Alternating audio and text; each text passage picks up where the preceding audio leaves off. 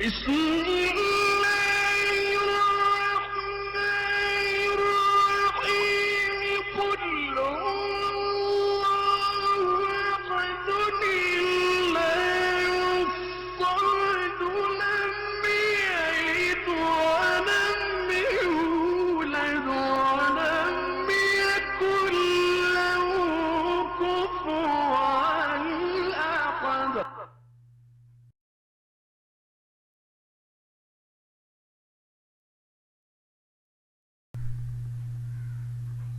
Bismillahirrahmanirrahim. Dear students, Assalamu alaikum. Welcome to Army Public School PMA Resource Network.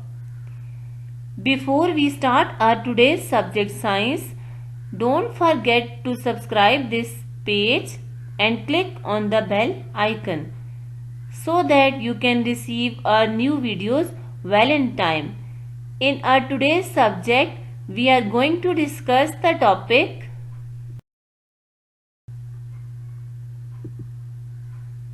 the life cycle of plants.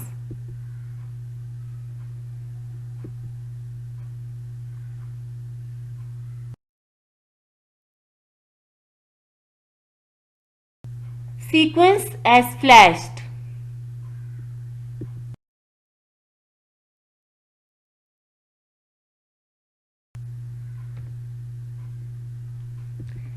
Today, points of emphasis are: number 1, to explain the flower production or flower structure. Number 2, to explicate the functions of different parts of flowers. Number 3, to differentiate between perfect and imperfect flowers. Number 4, to define and explain pollination and its types.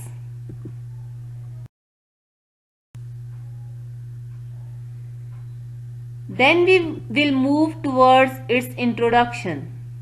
As you know, plants can be flowering plants, they can be non-flowering plants. Flowering plants go through life cycles. Flowering plants reproduce sexually by pollination. Pollination is followed by fertilization. Fertilization produces fruits and seeds, and these fruits and seeds must be dispersed. Then we will move towards subtopic flower production. What are flowers? Flowers are important parts of plants because they contain reproductive organs as shown in the figure. You can see in the figure there are two main reproductive organs of the flowers. Number 1, stamen. Stamen are male reproductive organs of flower. It has two main parts, anther and filament. Filament is a thin and long stalk that supports anther. Anther are present on the top of filament. Second organ is carpel. Carpel is the female reproductive organ of the flower. It has three main parts. Number 1, ovary. This is the swollen part. Number 2, style. This is a stalk-like structure which is called style. On the top of style, stigma is present, and this stigma is sticky to help the pollen grains get attached to it. Then there are another parts of the flower that are petals and sepals. Petals are colorful parts of flower. They are of different colors and they have pleasant smell or pleasant scent to attract insects towards themselves. Then sepals. What are sepals? Sepals are green in color that protects petals and inner parts of the flower.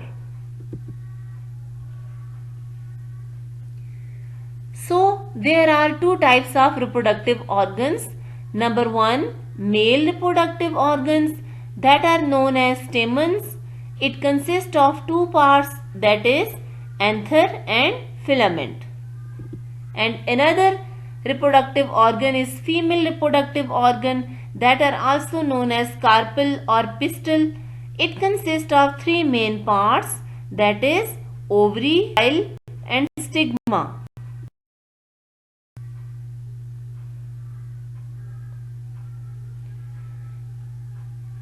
What are the functions of these parts of the flower? First of all, we will move towards pollen grains. What are pollen grains? Pollen grains are the dusty substances found on the anther. They contain the male reproductive part. So, pollen grains are dusty substances. They are found on the anther and they have a male reproductive part that is called pollen cell. Then anther. Anther is found on the top of filament. It contains pollen sacs which release pollen grains when they ripe. So, anther is found on the top of filament. It contains pollen sacs and inside the pollen sacs there are pollen grains, and these pollen grains release when they become ripe. Then we will discuss filament. The filament is the thin stalk supporting the anther. It is a thin stalk that supports the anther. Ovule. The ovule contains the female reproductive part called the egg. Inside the ovule, there is a female reproductive part that is called egg. Then we will move towards ovary. The ovary contains and protects the ovule. As we have discussed that ovary is a swollen part. It is the part of carpel. It contains ovule and it protects the ovule because ovules are present inside the ovary.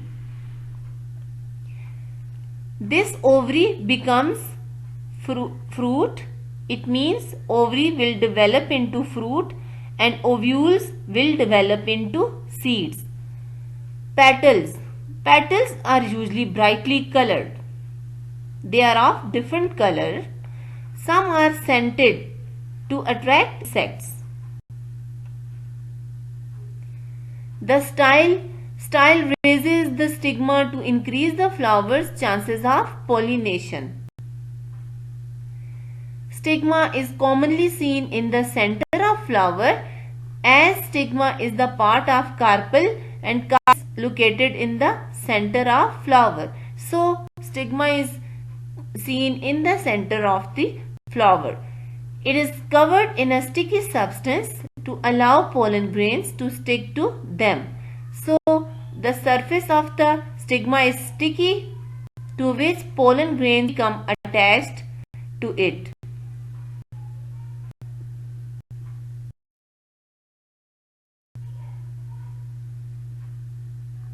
Now we will discuss the difference between perfect and imperfect flowers. Perfect flowers, the flowers which contain both male and female organs, that is stamen and carpel. As we know, the male organs are stamen and female organs are carpel. We can take the example of rose. You can see in a diagram that rose is a perfect flower. Why? Because it contains both male and female reproductive organs, that is stamen and carpel. Then what are imperfect flowers? Imperfect flowers are the flowers which contain only male organ stamen or female organ carpel. For example, mulberry. Mulberry is the example of imperfect flowers because male flowers are present in one plant of mulberry while female flowers are present in another plant of the mulberry.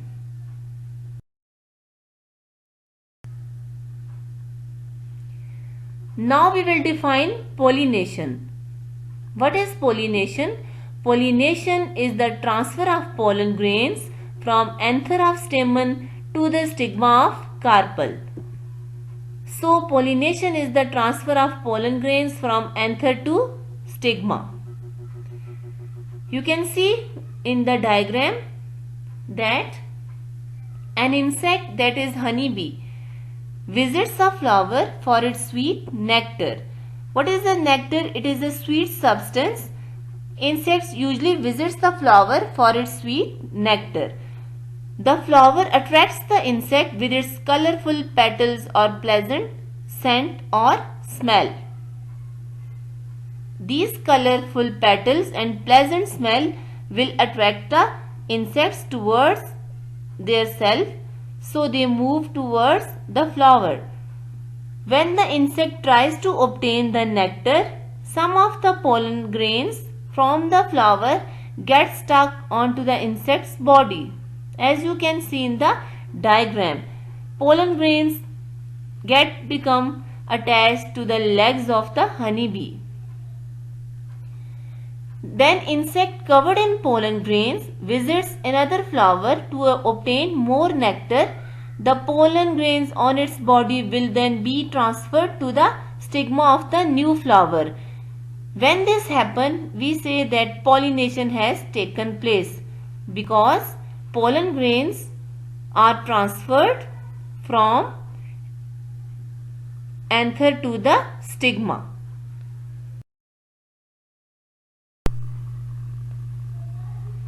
Now at the end, we will describe the types of pollination.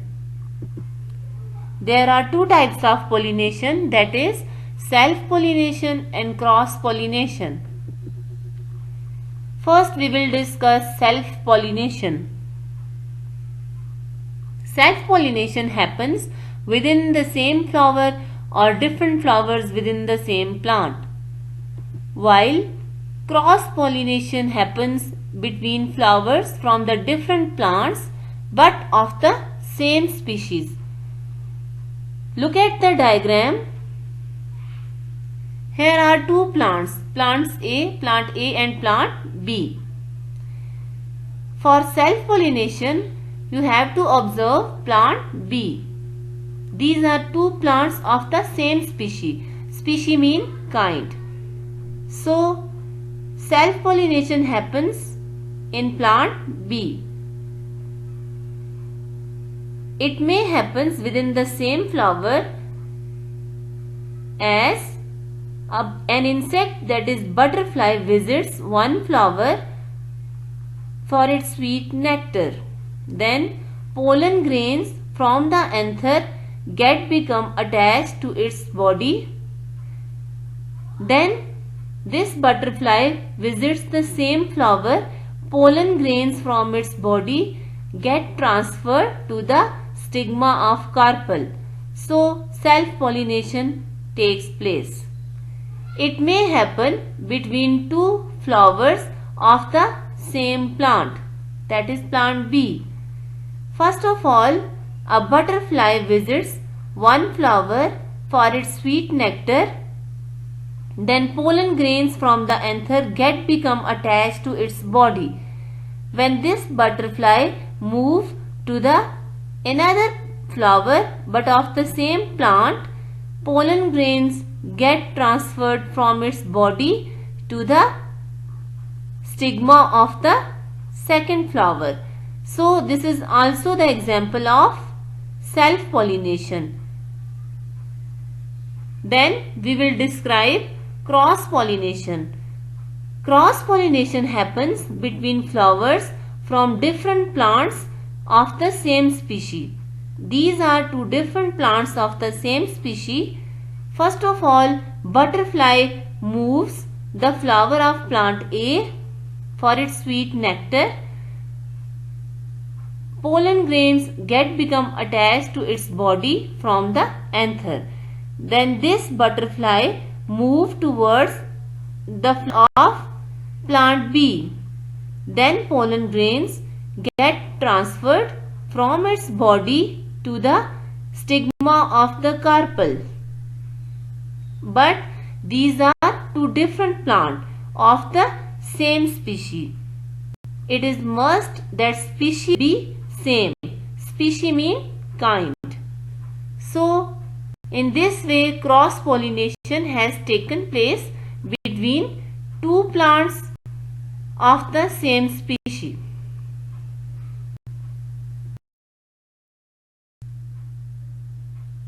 Thank you. This was all about my today's lecture. I hope you got each and everything clearly. Take care and Allah Hafiz.